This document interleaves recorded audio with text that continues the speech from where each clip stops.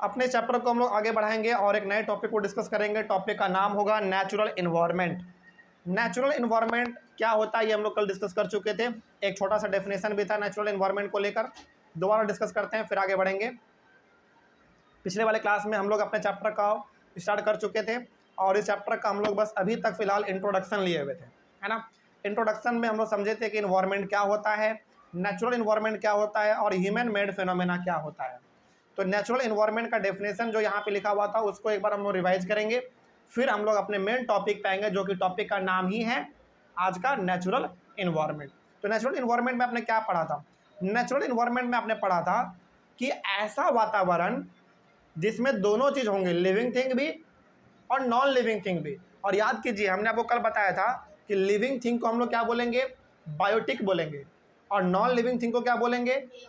Abiotic बोल देंगे। तो ऐसा इन्वायरमेंट जिसमें दोनों चीज़ रहता हो, लिविंग थिंग भी नॉन लिविंग थिंग भी, इसको हम लोग कह देंगे नेचुरल इन्वायरमेंट। तो जैसे अभी हम लोग जहाँ पे रह रहे हैं तो क्या हम लोग कह सकते हैं कि हम लोग एक नेचुरल इन्वायरमेंट में रह रहे हैं? बिल्कुल कह सकते हैं। क्यों? क्योंकि हमारे आसपास पेड़ पौधे भी हैं जो कि लिविंग है, जानवर भी हैं जो कि लिविंग है, उसी प्रकार से बिल्डिंग जो कि नॉन लिविंग है, सड़क जो कि नॉन लिविंग है। तो हम लोग जिस माहौल में रह रहे हैं वो लिविंग के साथ साथ नॉन लिविंग भी है। मतलब हम लोग जिस माहौल में रह रहे हैं वहाँ पे दोनों चीज़ है, लिविंग थिंग भी और नॉन लिविंग थिंग भी है। तो हम लोग एक्चुअली में रहते हैं नेचुरल इन्वायरमेंट में, ठीक है। यही था हमारा नेचुरल इन्वायरमेंट। अब हम लोग इसके मेन टॉपिक पे आते हैं। पहला पॉइंट है नेचुरल इन्वायरमेंट में, land, water, air, plants and animals comprise the natural environment. अब यहाँ पे जरा एक बात ध्यान से देखिए। लैंड क्या होता है? Non living thing. Water non living thing. Air non living thing. लेकिन प्लांट और एनिमल क्या हो जाते हैं? लिविंग थिंग हो जाता है। तो यहाँ पे कुछ चीज़ें हैं जो कि लिविंग है और कुछ चीज़ें जो हैं वो नॉन लिविंग है। तो इन्हीं सबको मिला के हमारा क्या बनता है बताओ? नेचुरल इन्वायरमेंट बनता है। कोई दिक्कत इसमें? आगे बढ़ेंगे हम लोग और इसमें बात करेंगे लिथोस्फीयर के बारे में। समझते हैं कि ये लिथोस्फीयर क्या होता है, समझिए। It is the solid crust और the hard top layer of the earth. समझिए, लिथोस्फीयर कुछ नहीं है, बेसिकली आपका जो जमीन है ना उसी को हम लोग कहते हैं लिथोस्फीयर। समझ आ रही है बात? तो ये जो ज़मीन का ऊपर वाला हिस्सा है जिस पे आपका सड़क बना हुआ है, जिस पे आपका बिल्डिंग बना हुआ है, जिस पे आपका बड़े बड़े मॉल बने हुए हैं, एयरपोर्ट बने हुए हैं, हाईवे बने हुए हैं, तो ये जो ऊपर का ज़मीन है धरती का, इसी चीज़ को हम लोग कहते हैं लिथोस्फीयर। क्या बोलेंगे? लिथोस्फीयर बोलेंगे, ठीक है। आगे तो वही यहाँ पे लिखा हुआ था कि it is the solid crust. Solid crust का मतलब हो गया ऊपर का हिस्सा जो कि क्या होता है? ठोस होता है। ज़मीन कैसा होता है बताओ? ठोस होता है। हार्ड होता है कि नहीं होता है? बिल्कुल होता है। और the hard top layer of the अर्थ, तो ऊपर का जो हिस्सा होता है धरती का जिस पे हमारा सड़क, हाईवे, एयरपोर्ट, बिल्डिंग ये सब बना हुआ है, वही हमारा कहलाता है लिथोस्फीयर, ठीक है। आगे, it is made up of rocks and minerals and covered by a thin layer of soil. तो बताइए ये जो जमीन बना हुआ है धरती का, ये किन किन चीज़ों से मिलकर बना होगा? कहीं पर पत्थर भी देखने को मिलता है, कहीं पर बालू भी देखने को मिलता है, कहीं पर मिट्टी भी देखने को मिलता है, कहीं पर मिनरल्स भी देखने को मिलते हैं, है कि नहीं? तो ये जो धरती का ऊपर वाला हिस्सा है ना, जो ज़मीन है ऊपर वाला हिस्सा, ये बहुत सारे अलग अलग चीज़ों से मिलके बना हुआ है। मिट्टी से, बालू से, फिर से पत्थरों से, कंकड़ों से, मिनरल्स से, इन सब चीज़ों से जाके ये हमारा मिला है और तब जाके बना है, ठीक है। आगे, जैसे जैसे मान लीजिए कोई पहाड़ वाला इलाका है, आप वहाँ पे जाएंगे ना तो वहाँ का ज़मीन आपको ज़्यादातर मिलेगा कैसा? पत्थर वाला ज़मीन मिलेगा। उसी प्रकार से यदि आप नदी के बगल में जाएंगे तो वहाँ पे आपको ज़्यादातर मिलेगा बालू, सैंड मिलेगा, वो ज़मीन बालू का हो गया। उसी तरीके से कभी आप तालाब वगैरह के बगल में जाओगे तो वहाँ पर आपको मिट्टी मिलेगा। कहने का मतलब ये जो धरती का ऊपर वाला हिस्सा है ये बहुत ही अलग अलग चीज़ों से मिलके बना हुआ है। कहीं पर मिट्टी है तो कहीं पर बालू है, तो कहीं पर कंकड़ है, कहीं पर पत्थर है, अलग अलग चीज़ें हैं, है ना। आगे, it is an irregular surface with various landforms such as mountains, plateaus, plains, valleys etcetera. तो बताइए ये जो धरती का ऊपर वाला हिस्सा है क्या हर जगह पर चिकना है? नहीं, कहीं पर बहुत बड़े बड़े पहाड़ हैं, तो कहीं पर बिल्कुल प्लेन जगह भी है, कहीं पर प्लेट्यू है। प्लेट्यू का मतलब होता है बीच बीच, हाँ, कहाँ पे? उबड़ खाबड़ बोल सकते हैं हम लोग। हालांकि प्लेट्यू कैसा होता है पता है? ऊपर से पूरा फ्लैट होगा। जनरली आप माउंटेन को देखोगे तो ऊपर से थोड़ा सा वो नुकीला होता है, लेकिन जो प्लेट्यू होता है वो ऊपर से पूरा टेबल के जैसा होता है, मतलब बिल्कुल प्लेन होता है। ठीक है, इस प्रकार का होता है। तो ये जो धरती है हमारा, जो लिथोस्फीयर है, ये कहीं पर एक जैसा नहीं है। कहीं पर पहाड़ है, तो कहीं पर उबड़ खाबड़ है, कहीं पर बड़े बड़े चट्टान हैं, कहीं पर बिल्कुल प्लेन इलाका है। हर जगह पर अपना अलग अलग सिस्टम इसका बना हुआ है। उसके बाद है lithosphere is the domain that provides us forest, grasslands for grazing, land for agriculture and human settlements. तो अब यहाँ पे बताइए, ये जो धरती का ऊपर वाला हिस्सा है जिसको हम लोग लिथोस्फीयर बोल रहे हैं, इसका इस्तेमाल हम लोग किन किन चीज़ों के लिए करते हैं? पहला चीज़, इसका इस्तेमाल हम लोग करते हैं जंगल को लगाने के लिए। देखो जंगल तो हवा में लगता नहीं है ना, जंगल किस पे लगेगा? ज़मीन पे लगेगा। तो पहला इस्तेमाल जो हम लोग ज़मीन का करते हैं वो करते हैं जंगल के लिए। दूसरा चीज़, घास चराने के लिए जानवरों को, मतलब जानवरों को घास मिल सके। हम लोग कहाँ चराते हैं जानवर को? बताओ, ज़मीन पे चराते हैं तो घास मिल सके। उसके बाद है खेती करने के लिए ज़मीन मिल जाता है, मतलब कि खेती भी किस पे होता है? लिथोस्फीयर पे ही होता है, मिट्टी पे ही होता है। उसी प्रकार से इंसान जो रहता है, जो हम लोग रह रहे हैं, जो हमारा घर बना हुआ है, जो रोड बना हुआ है, वो सब कहाँ बना हुआ है? मिट्टी पे तो बना हुआ है, ज़मीन पे तो बना हुआ है।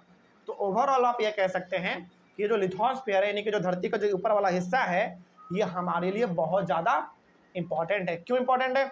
क्योंकि खेती भी इसी के ऊपर होता है, ज़मीन के ऊपर। जानवर भी आप इसी के ऊपर पालते हैं, हम लोग खुद भी इसी के ऊपर रहते हैं, खेती बाड़ी भी इसी के ऊपर होता है। ओवरऑल कहने का मतलब है कि सब कुछ इसी के ऊपर हमारा डिपेंड है। तो लिथोस्फीयर बताइए क्या हमारे लाइफ के लिए इम्पोर्टेंट है कि नहीं है? बिल्कुल इम्पोर्टेंट है। अब कोई पूछते बताइए लिथोस्फीयर का मतलब? लिथोस्फीयर का सिंपल सा मतलब है ये जो धरती का ऊपर वाला हिस्सा है, जिस पे सड़क है, बिल्डिंग है, ये सब हमारा लिथोस्फीयर कहलाता है। ठीक है, आगे उसके बाद है it is also a source of mineral wealth. और इसी धरती पर बहुत सारे मिनरल्स भी मिलते हैं। मिनरल्स मतलब कहीं पर आयरन मिल गया, कहीं पर एल्यूमिनियम मिल गया, कहीं पर गोल्ड मिल गया, कहीं पर सिल्वर मिल गया, है ना। ये सब चीज़ें मिलते रहते हैं लिथोस्फीयर में। ठीक है, आगे बढ़ते हैं। लिथोस्फीयर हो गया, अगला है हमारा हाइड्रोस्फीयर। चलिए इसको समझते हैं। लिथोस्फीयर में कोई दिक्कत नहीं। लिथोस्फीयर का सिंपल सा मतलब क्या समझेंगे आप लोग? जमीन, बस। ठीक है, अगला है हाइड्रोस्फीयर। हाइड्रोस्फीयर का मतलब क्या है समझिए। It comprises various sources of water and different types of water bodies like rivers, lakes, seas, oceans etcetera. इस पृथ्वी पर आपको जहाँ जहाँ पानी दिख रहा है सब का सब हाइड्रोस्फीयर। जैसे पानी कहाँ देखने को मिलता है आपको? तालाब में, नदी में, समुद्र में, है कि नहीं? अलग अलग जगह पे देखने को मिलता है। तो जहाँ भी आपको पानी देखने को मिल रहा है वो सब का सब क्या कहलाएगा? हाइड्रोस्फीयर कहलाएगा।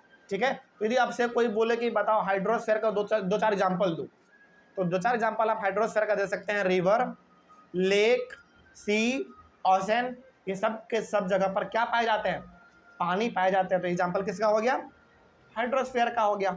ठीक है, तो लिथोस्फीयर का मतलब जमीन, हाइड्रोस्फीयर का मतलब पानी। ठीक है, आगे it is essential for all living organisms. ये तो बिल्कुल सही बात है, पानी हर किसी के लिए जरूरी है। जितने भी लिविंग थिंग है उनको जिंदा रहने के लिए पानी का तो जरूरत पड़ेगा ही पड़ेगा, है कि नहीं? अच्छा एक बात बताइए, क्या आप पानी के बिना 4-5 दिन रह पाओगे? बिल्कुल नहीं रह पाओगे। तो पानी हमारे लिए इंपॉर्टेंट है कि नहीं है? बिल्कुल इंपॉर्टेंट है। पानी से भी ज़्यादा यदि कोई चीज़ इंपॉर्टेंट है तो वो है हवा। देखो मान लीजिए आपको बहुत ज़ोर से पानी प्यास लगाओ और आपको पानी 2 घंटा नहीं भी मिले ना, फिर भी आप जिंदा रहोगे, मर नहीं जाओगे। लेकिन वही यदि आपको 2 घंटा के लिए सांस ना मिले, हवा ना मिले, तो 2 घंटा तो छोड़ो, 5 मिनट भी मुश्किल से हम लोग बिना सांस लिए नहीं रह सकते। हाँ या ना? बिल्कुल सही बात है। तो हमारे जीने के लिए ना सबसे ज़्यादा यदि कोई चीज़ ज़रूरी है तो वो हवा है। क्या हवा ही सबसे ज़्यादा इंपॉर्टेंट है? नहीं, हवा के अलावा भी तो ज़रूरत है ना चीज़ें। हवा के अलावा पानी ज़रूरी है, ज़मीन ज़रूरी है। मान लीजिए आपके पास हवा बहुत है, रहने के लिए ज़मीन ही नहीं है, तो क्या फ़ायदा? जिंदा रहोगे? बिल्कुल नहीं। तो हमारे जीवित रहने के लिए हवा, पानी, ज़मीन, ये 3 चीज़ का होना बहुत ही ज़्यादा ज़रूरी है। तो लिथोस्फीयर का मतलब ज़मीन हो गया, हाइड्रोस्फीयर का मतलब पानी हो गया, और एक क्या बच रहा है बताओ? हवा बच रहा है, उसको हम लोग पढ़ लेंगे एटमॉस्फेयर में। ठीक है, चलो एटमॉस्फेयर टॉपिक हम लोग शुरू करते हैं। इसमें क्या लिखा हुआ है समझते हैं। The atmosphere is the thin layer of air that surrounds the earth. ये क्या है, देखो हमारा जो पृथ्वी है ना, इस पृथ्वी को हवा चारों तरफ से घेरे हुए है, उसी हवा को हम लोग कहते हैं एटमॉस्फेयर। मतलब हमारा जो धरती है वो गोल है, समझ आ रही है बात। हमारा जो अर्थ है वो गोल है, और इस अर्थ को हवा चारों तरफ से लपेटे हुए है, मतलब उसको ढक दिया है। तो वो जो ढक दिया है ना हवा, उसी लेयर को हम लोग क्या बोलते हैं, एटमॉस्फेयर बोलेंगे। कोई दिक्कत इसमें? चलिए आगे बढ़ते हैं। उसके बाद है the gravitational force of the earth holds the atmosphere around it protects us from the harmful rays and scorching heat of the सन।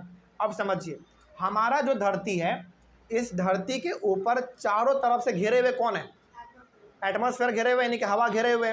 ये हवा हमारे लिए बहुत काम करता है। पहला चीज़ तो हम लोगों को कभी ऑक्सीजन का कमी नहीं होता है, पहला चीज़।